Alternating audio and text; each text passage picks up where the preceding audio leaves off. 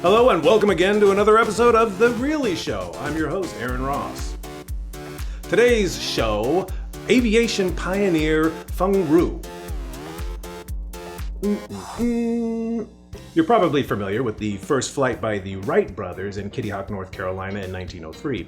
But do you know the story of the first flight in the western United States?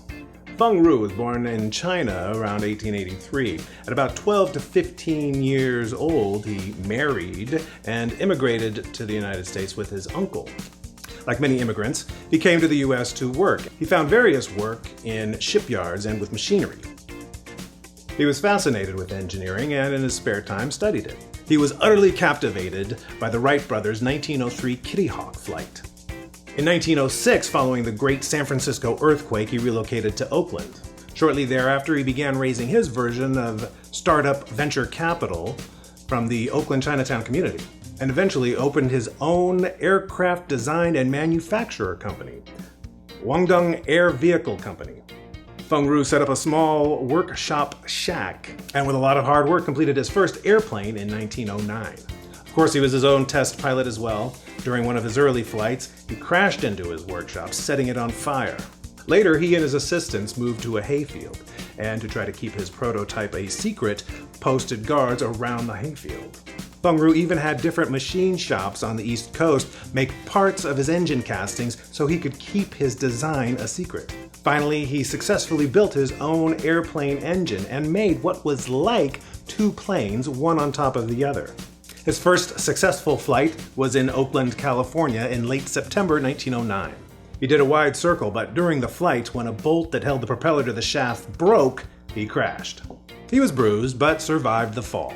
He continued to make test flights and built another airplane based on the designs of Glenn Curtiss. His success had attracted the attention of Chinese revolutionary Sun Yat-sen, who had requested his help in the rebellion against the Manchu Qing monarchy. What? Sun Yat-sen wanted him to bring his airplanes to China. Having received an endorsement from the Chinese consul in San Francisco, Feng Ru returned to China with 6 other Chinese Oakland residents who were also investors in the company. They brought one of his biplanes with them. Sun Yat-sen hoped the planes would be helpful in aiding rebels fighting against the Qing dynasty. Sun Yat-sen was the founding father and first provisional president of the Republic of China. Not the People's Republic of China, but the Republic of China. Later, he would be known as the forerunner of democratic revolution in the People's Republic of China.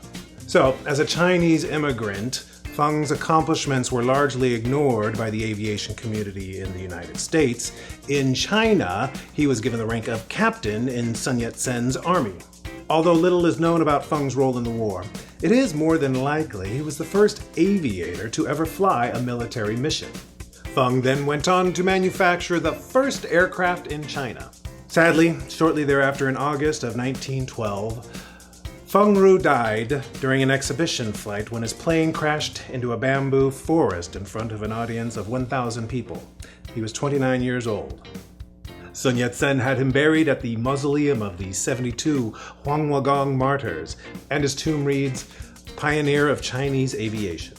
Strangely enough, the mausoleum has a Statue of Liberty. Today in China, Feng Ru's childhood home is a museum. He has a school, a public square, and science prizes named after him. Finally, in 2009, Feng Ru was honored by the Oakland, California community, where he piloted his first flight. His workshop was located somewhere in Oakland's Laney College, and there is a bus there in honor of him. He is truly one of aviation's early pioneers. Feng Ru is remembered today for launching the United States West Coast's and China's aviation industry. A lasting legacy that has grown ever stronger over the past century. Well, that's our show for today. If you like the channel, we would love it if you would subscribe. And you can leave a comment in the comment section. Thanks again for watching. We'll see you next time.